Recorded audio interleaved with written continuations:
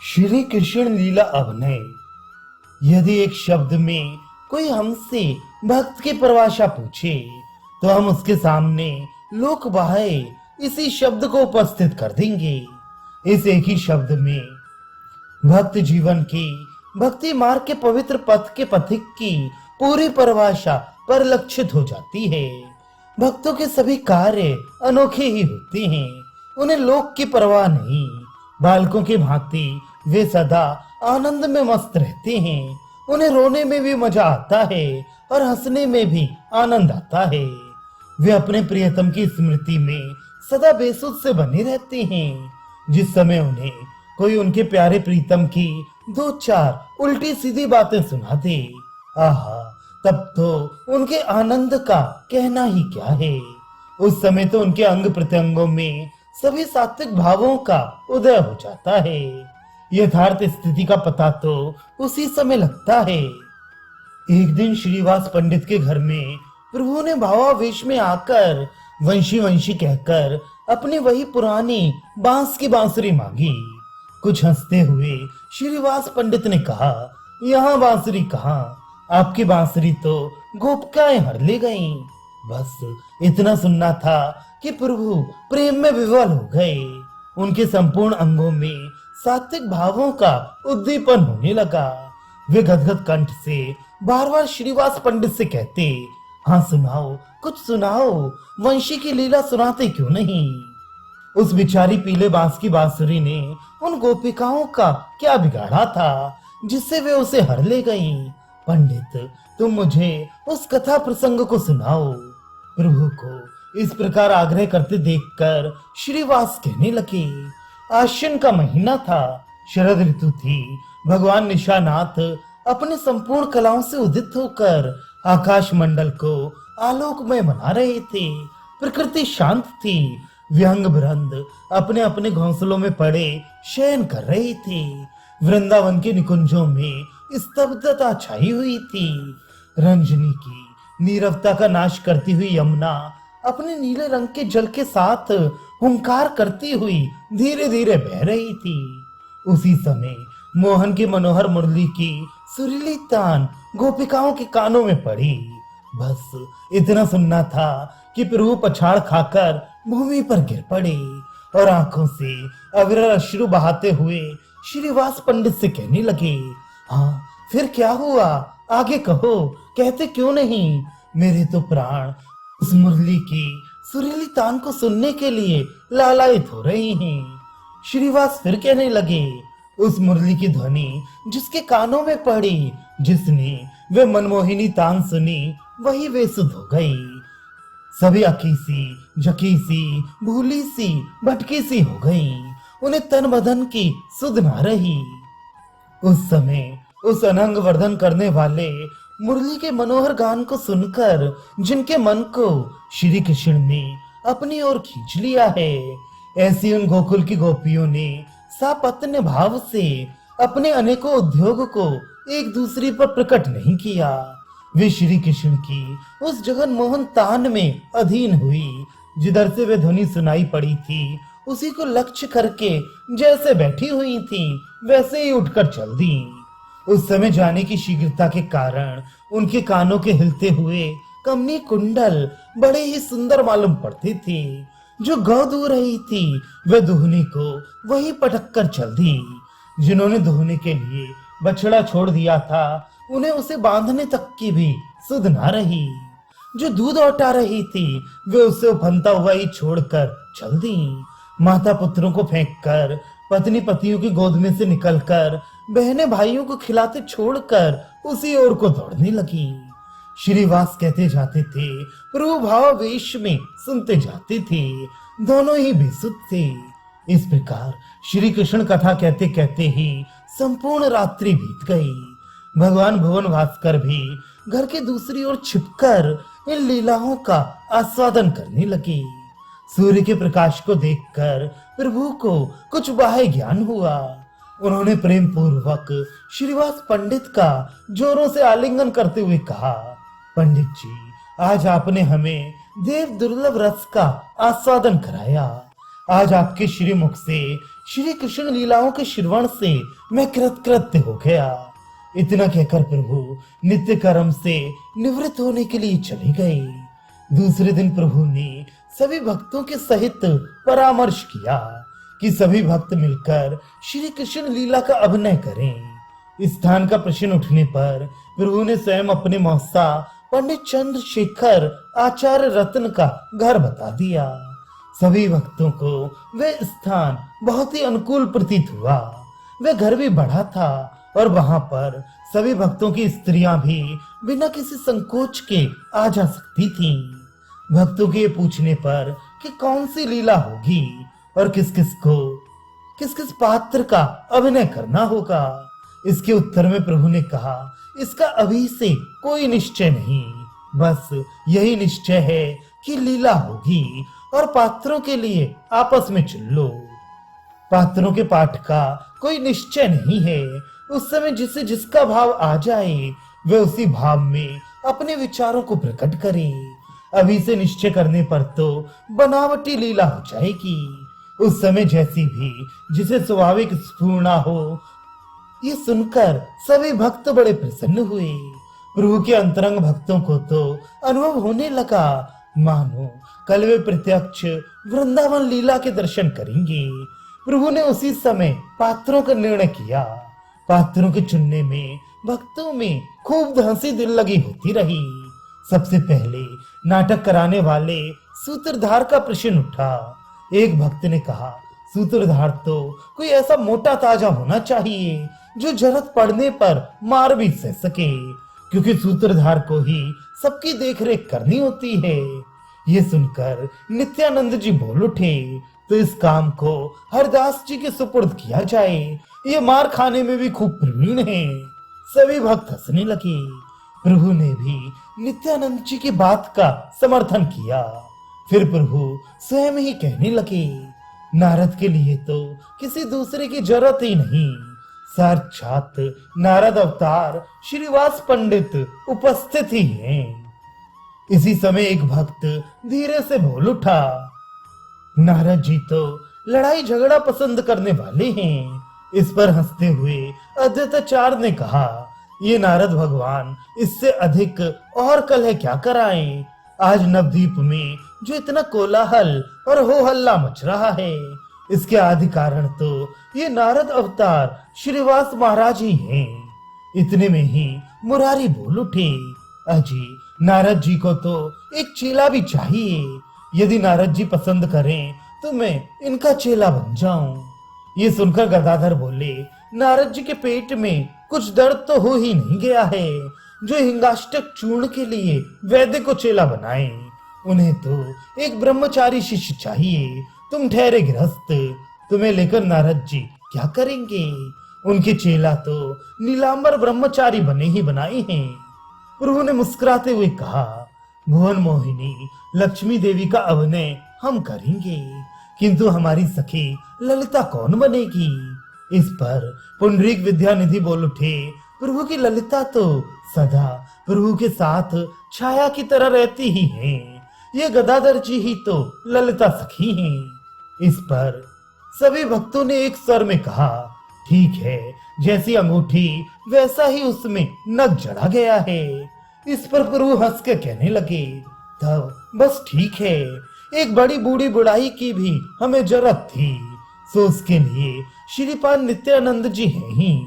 इतने में ही अधीर होकर अद्वैताचार्य बोल उठे, प्रभु हमें एकदम भुला ही दिया क्या। अभिनय में क्या बूढ़े कुछ ना कर सकेंगे। हंसते हुए प्रभु ने कहा, आपको जो बूढ़ा बताता है उसकी बुद्धि स्वयं बूढ़ी हो गई है। आप तो भक्तों के सिरमौर हैं। दान लेने वाले वृंदावन विहारी श्री कृष्ण तो आप ही बनेंगे।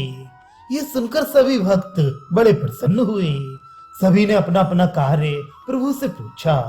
बुद्धिमंत खां और सदाशिव के जिम्मे रंगमंच तैयार कराने का काम सौंपा गया।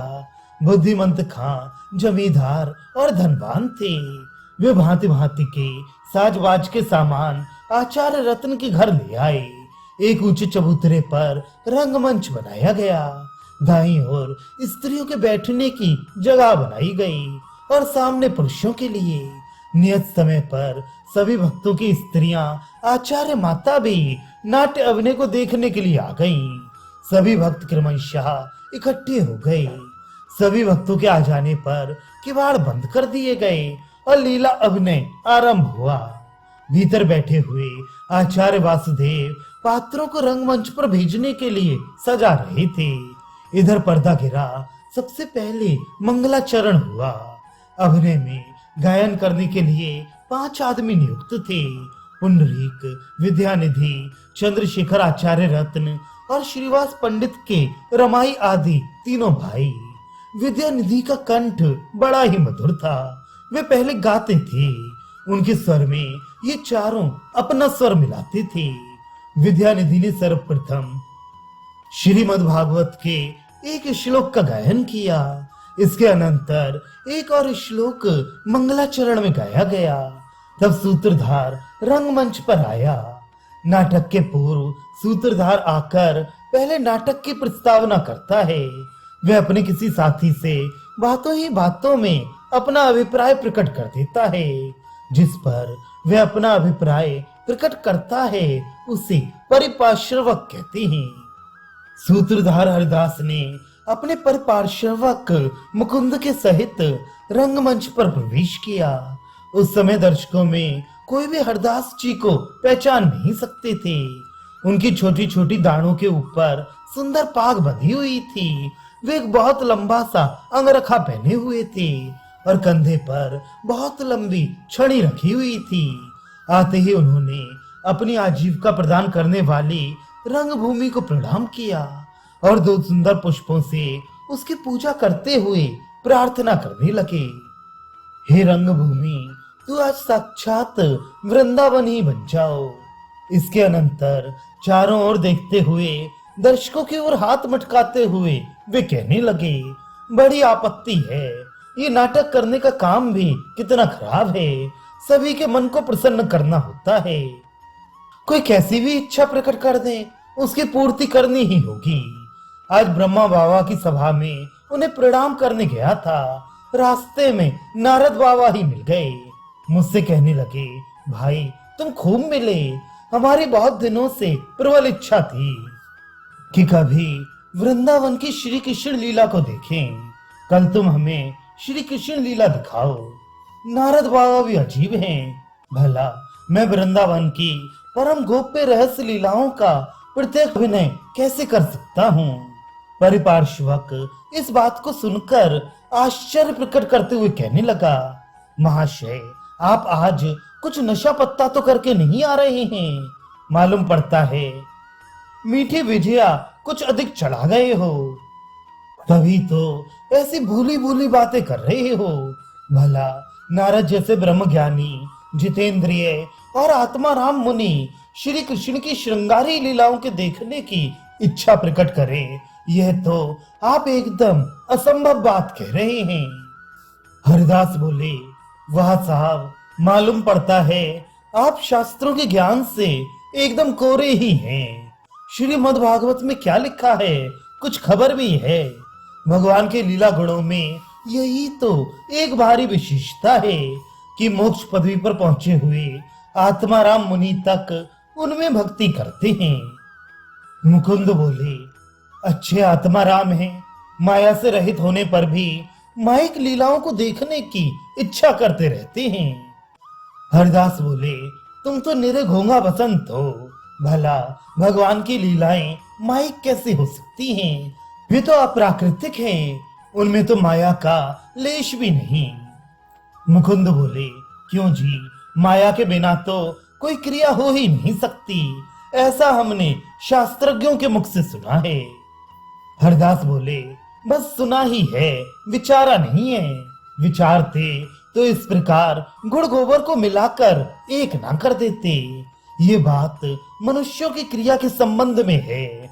जो मायाबद्ध जीव हैं, भगवान तो मायापति हैं। माया तो उनकी दासी है, वह उनके इशारे से नाचती है।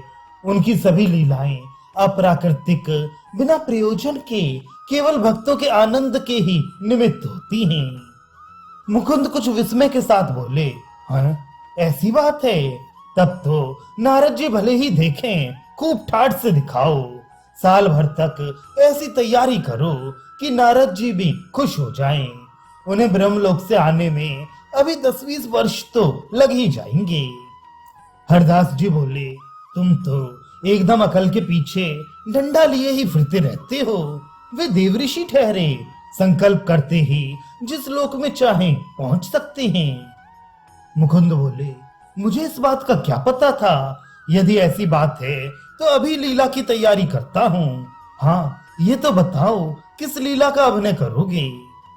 हरदास बोले, मुझे तो दान लीला ही सर्वोत्तम जचती है। तुम्हारी क्या सम्मति है? मुकुंद बोले, लीला तो बड़ी सुंदर है, मुझे भी उसका अभिनय पसंद है, किंतु एक बड़ा भारी द्वंद है। अभिनय करने वाली बालिकाएं लापता हैं। सूत्रधार बोले, वे कहाँ गईं? परिपार्श्वक बोला, वे गोपेश्वर शिव का पूजन करने वृंदावन चली गई हैं। हरिदास बोले, तुमने एक नई आफत की बात सुना दी, अब कैसे काम चलेगा? मुकुंद जी बोले, आफत काहे की? मैं अभी जाता हूँ, बात की बात में आता हूँ और उन्हें साथ ही साथ लिवा कर लाता हूँ। हरदास जी अन्य मनस्क भाव से बोले, वे सब अभी हैं बच्ची, उनकी उम्र है कच्ची। वैसे ही बिना कहे चली गई, न किसी से कह गई न सुन गई। वहां का पथ है दुर्गम भारी, कहाँ फिरेंगी मारी मारी। साथ में कोई बड़ी बूढ़ी भी नहीं है। मुकुंद बोले, है क्यों नहीं? बड़ाई बूढ़ी कैसी है? हरदास जी हंसकर बोले, बूढ़ी को भी पूजन की खूब सूझी, आंखों से दिखता नहीं। कोई धीरे से धक्का मार दे तो 3 जगह गिरेगी, उसे रास्ते का क्या होश। इतने में ही नेपथ्य से वीणा की आवाज सुनाई दी और बड़े स्वर के साथ श्री कृष्ण गोविंद हरे मुरारे हे नाथ नारायण वासुदेवा ये पद सुनाई दिया। सूत्रधार ये समझकर कि नारद जी आ गए, जल्दी से अपने परिपार्श्वक मुकुंद के साथ कन्याओं को बुलाने के लिए दौड़े गए। इतने में ही क्या देखते हैं कि हाथ में वीणा लिए हुए, पीला वस्त्र पहने, सफेद दाढ़ी वाले नारद जी अपने शिष्य के सहित रंगमंच पर श्री कृष्ण गोविंद हरे मुरारे हे नाथ नारायण वासुदेवा इस पद को गाते हुए धीरे धीरे घूम रहे हैं। उस समय श्रीवास नारद वेश में इतने भले मालूम पड़ते थे कि कोई उन्हें पहचान ही नहीं सकता था कि ये श्रीवास पंडित हैं। शुक्लांबर ब्रह्मचारी राम नामी दुपट्टा ओढ़े, कमंडल हाथ में लिए नारद जी के पीछे पीछे घूम रहे थे। स्त्रियां श्रीवास के इस रूप को देखकर विस्मित हो गईं। शची माता ने हंसकर मालिनी देवी से पूछा, क्यों यही तुम्हारे पति है ना? मालिनी देवी ने कुछ मुस्कुराते हुए कहा, क्या पता तुम ही जानो। श्रीवास पंडित ने वेश ही नारद का नहीं बना रखा था। सचमुच उन्हें उस समय नारद मुनि का वास्तविक आवेश आया था। उसी आवेश में आपने अपने साथ के शिष्य से कहा, ब्रह्मचारी क्या बात है, यहाँ तो नाटक का कोई रंग ढंग दिखाई नहीं पड़ता। उसी समय सूत्रधार के साथ सुप्रभा के सहित गोपी वेश में गदाधर ने प्रवेश किया। इन्हें देखकर नारद जी ने पूछा, तुम कौन हो? सुप्रभा बने हुए ब्रह्मानंद ने कहा, भगवान हम ग्वालिनी हैं, वृंदावन में गोपेश्वर भगवान के दर्शन के निमित्त जा रही हैं। आप महाराज कौन हैं और कहाँ जा रहे हैं? नारद जी ने कहा, मैं श्री कृष्ण का एक अत्यंत ही अकिंचन किंकर हूँ, मेरा नाम नारद है। नारद इतना सुनते ही सुप्रभा के साथ सखी ने तथा अन्य सभी ने देवऋषि नारद को साष्टांग प्रणाम किया। गदाधर ने गोपी का वेश धारण किया था। वह गोपी नारद जी के चरणों को पकड़कर रोते रोते कहने लगी, हे भक्त भयहारी भगवान, जिस श्री कृष्ण ने अपना काला रंग छिपाकर गौर वर्ण धारण कर लिया है, उन अपने प्राण प्यारे प्रीतम के प्रेम की अधिकारिणी मैं कैसे बन सकूंगी? ये कहते कहते गोपी नारद के पैरों को पकड़कर जोरों के साथ रुदन करने लगी। उसके कोमल गोल कपोलों पर से अश्रुओं की धाराओं को बहते देखकर सभी भक्त दर्शक रुदन करने लगे। नारद जी गोपी को आश्वासन देते हुए कहने लगे, तुम तो श्री कृष्ण की प्राणों से भी प्यारी सहचरी हो। तुम ब्रजमंडल के घनश्याम की मनमोहिनी मयूरी हो। तुम्हारे नृत्य को देखकर वे ऊपर रह ही नहीं सकते, उसी क्षण नीचे उतर आएंगे। तुम अपने मनोहर सुखमय नृत्य से मेरे संतप्त हृदय को शीतलता प्रदान करो। गोपी इतना सुनने पर भी रुदन ही करती रही। दूसरी ओर सुप्रभा अपने नृत्य के भावों से नारद के मन को मुदित करने लगी। उधर सूत्रधार हरदास भी सुप्रभा के ताल स्वर में ताल स्वर मिलाते हुए कंधे पर लठ रखकर नृत्य करने लगे। वे संपूर्ण आंगन में पागल की तरह घूम घूम कर कृष्ण भज कृष्ण भज कृष्ण भज बाबरे, कृष्ण के भजन बिन खाओगे क्या पामरे, इस पद को गा गा कर जोरों से नाचने लगे। पद गाते गाते आप बीच में रुककर इस दोहे को कहते जाते, रहने गवाई सोई के दिवस गवाया खाए, हीरा जन्म अमोल था कौड़ी बदले जाए, कृष्ण भज कृष्ण भज कृष्ण भज बाबरे, कृष्ण के भजन बिन खाओगे क्या पामरे। गोपी नारद के चरणों को छोड़ती ही नहीं थी। सुप्रभा रूपी ब्रह्मानंद ने गोपी गदाधर से आग्रह पूर्वक कहा, सखी पूजन के लिए बड़ी वेला हो गई, सभी हमारी प्रतीक्षा में होंगी, चलो चलें।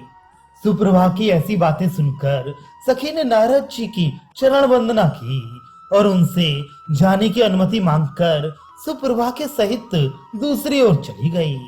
उनके दूसरी ओर चली जाने पर नारद जी अपने ब्रह्मचारी से कहने लगे, ब्रह्मचारी चलो हम भी वृंदावन की ही ओर चलें, वहीं चलकर श्री कृष्ण भगवान की मनोहर लीलाओं के दर्शन से अपने जन्म को सफल करें। जो आज्ञा कहकर ब्रह्मचारी नारद जी के पीछे पीछे चलने लगा। घर के भीतर महाप्रभु भुवन मोहिनी लक्ष्मी देवी का वेश धारण कर रहे थे।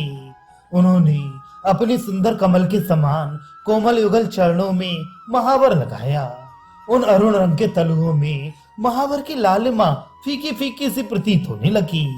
पैरों की उंगलियों में आपने छल्ली और छल्ला पहने, खड़ला छड़े और झांझनों के नीचे सुंदर घुंघरू बांधे, कमर में गर्दनी बांधी, एक बहुत ही बढ़िया लहंगा पहना, हाथों की उंगलियों में छोटी छोटी छल्ली और अंगूठे में बड़ी सी आरसी पहनी, गले में मोहन माला, पचमनिया, हार, हमेल तथा अन्य बहुत सी जड़ाऊ और कीमती मालाएं धारण की, कानों में कर्णफूल और बाजुओं में सोने की पहुंची पहनी।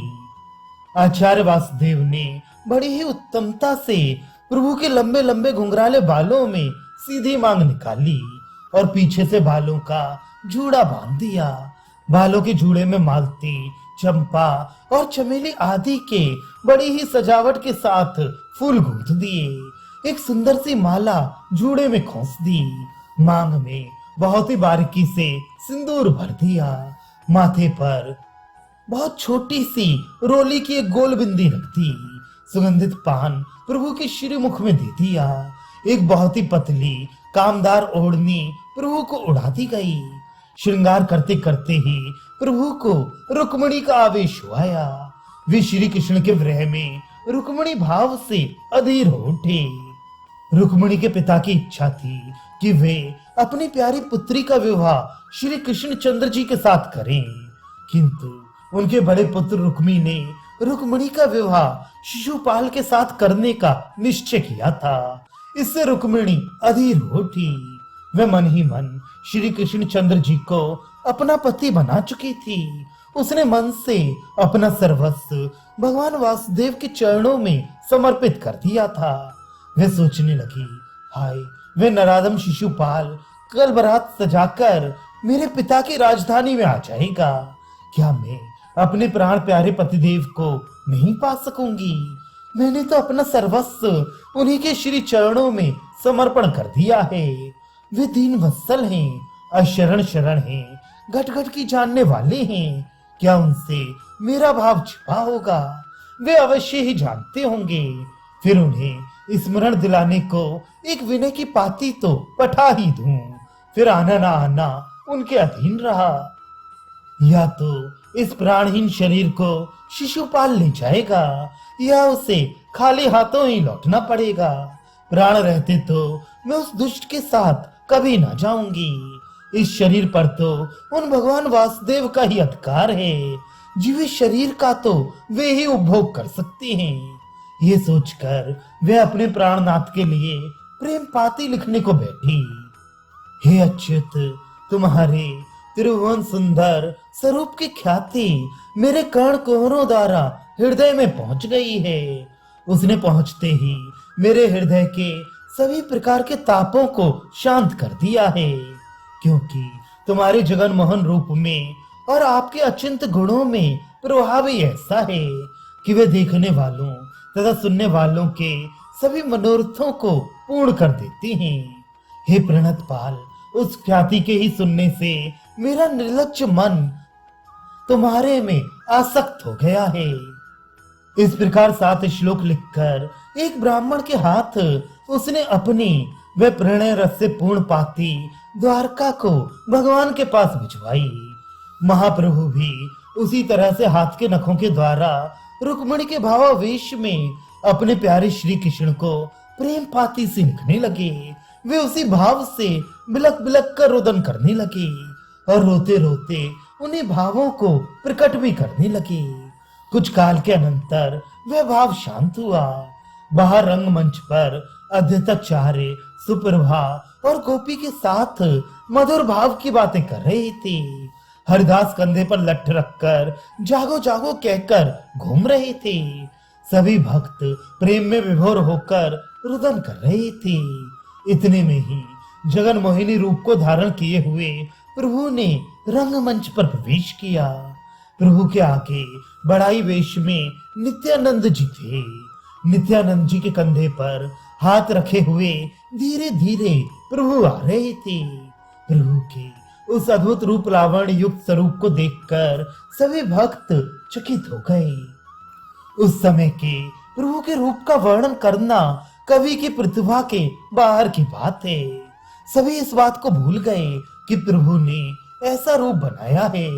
भक्त अपनी अपनी भावना के अनुसार उस रूप में पार्वती, सीता, लक्ष्मी, महाकाली तथा रास विहारिणी, रस विस्तारिणी श्री राधिका जी के दर्शन करने लगे।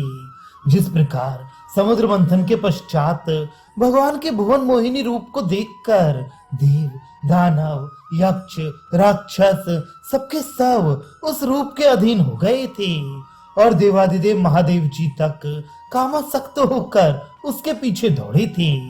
उसी प्रकार यहाँ भी सभी भक्त विमुक्त से तो हो गए थे, किंतु प्रभु के आशीर्वाद से किसी के हृदय में काम के भाव उत्पन्न नहीं हुए। सभी ने उस रूप में मार्त स्नेह का अनुभव किया। प्रभु लक्ष्मी के भाव में आकर भावमय सुंदर पद गा गा कर मधुर नृत्य करने लगे। उस समय प्रभु की आकृति, प्रकृति, हाव भाव, चेष्टा तथा वाणी सभी स्त्रियों की सी ही हो गई थी। वे कोकिल कूजित कमनीय कंठ से बड़े ही भावमय पदों का गान कर रहे थे। उनकी भाव भंगी में जादू भरा हुआ था। सभी भक्त उस अनिर्वचनीय, अलौकिक और अपूर्व नृत्य को देखकर चित्र के लिखे से स्तंभित भाव से बैठे हुए थे। प्रभु भावावेश में आकर नृत्य कर रहे थे। उनकी नृत्य की मधुरिमा अधिकाधिक बढ़ती ही जाती थी। दोनों आंखों से अश्रुओं की 2 अविच्छिन्न धारा सी बह रही थी, मानो गंगा यमुना का प्रवाह सजीव होकर बह रहा हो। दोनों भ्रुकुटियां ऊपर चढ़ी हुई थीं। कड़े, छड़े, झांझन और नुपुरों की झंकार से संपूर्ण रंगमंच झंकृत सा हो रहा था। प्रकृति स्तब्ध थी, मानो वायु भी प्रभु के इस अपूर्व नृत्य को देखने के लालच से रुक गया हो। भीतर बैठी हुई सभी स्त्रियां विस्मय से आंखें फाड़ फाड़ कर प्रभु के अद्भुत रूप लावण्य की शोभा निहार रही थीं। उसी समय नित्यानंद जी बढ़ाई के भाव को परित्याग करके श्री कृष्ण भाव से क्रंदन करने लगे। उनके क्रंदन को सुनकर सभी भक्त व्याकुल हो उठे और लंबी लंबी सांसें छोड़ते हुए सबके सब उच्च स्वर से हा गौर हा कृष्ण ये कहकर रुदन करने लगे। सभी की रुदन ध्वनि से चंद्रशेखर का घर गूंजने लगा। संपूर्ण दिशाएं रोती हुई सी मालूम पड़ने लगी। भक्तों को व्याकुल देखकर प्रभु भक्तों के ऊपर वात्सल्य भाव प्रकट करने के निमित्त भगवान के सिंहासन पर जा बैठे। सिंहासन पर बैठते ही संपूर्ण घर प्रकाशमय बन गया, मानो हजारों सूर्य चंद्र और नक्षत्र एक साथ ही आकाश में उदय हो उठे हों। भक्तों की आंखों के सामने उस दिव्य लोक के प्रकाश को सहन न कर सकने के कारण चकाचौंध सा छा गया। प्रभु ने भगवान के सिंहासन पर बैठे ही बैठे हरदास जी को बुलाया। हरदास जी लठ फेंक कर जल्दी से जगन माता की गोदी के लिए दौड़े। प्रभु ने उन्हें उठाकर गोद में बिठा लिया। हरिदास महामाया आदि शक्ति की क्रोध में बैठकर अपूर्व वात्सल्य सुख का अनुभव करने लगे। इसके अनंतर क्रमशः सभी भक्तों की बारी आई। प्रभु ने भगवती के भाव में सभी को वात्सल्य सुख का रसास्वादन कराया और सभी को अपना अप्राप्य स्तनपान कराकर आनंदित और पुलकित कराया। इसी प्रकार भक्तों को स्तनपान कराते कराते प्रातः काल हो गया। उस समय भक्तों को सूर्य देव का उदय होना अरुचिकर सा प्रतीत हुआ। प्रातः काल होते ही प्रभु ने भगवती भाव का संवरण किया। वे थोड़ी देर में प्रकृतिस्थ हुए और उस वेश को बदलकर भक्तों के सहित नित्य कर्म से निवृत्त होने के लिए गंगा किनारे की ओर चले गए। चंद्रशेखर का घर प्रभु के चले जाने पर भी तेजोमय ही बना रहा और वे तेज धीरे धीरे 7 दिन में जाकर बिल्कुल समाप्त हुआ। इस प्रकार प्रभु ने भक्तों के सहित श्रीमद् भागवत की प्राय सभी लीलाओं का अभिनय किया।